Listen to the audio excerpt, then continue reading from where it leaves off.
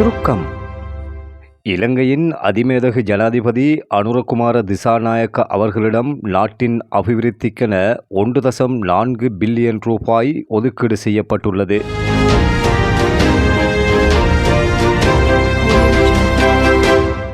அகில இலங்கை ஜம்மியத்துல் உலமா சபை கிண்ணியா கிளையின் ஏற்பாட்டில் 2024 12/8 நாளை டெங்கு சிரமதான நிகழ்வொன்றினை ஏற்பாடு செய்துள்ளது.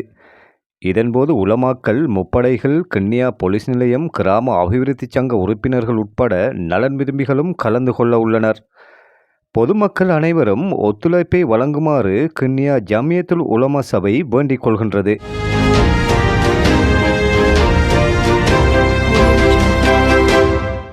இரண்டாயிரத்தி 24 ஜனவரி மாதம் முதல் அக்டோபர் வரையிலான 10 மாதங்களில் மாத்திரம் 1084 தொழுநோயாளர்கள் பதிவு.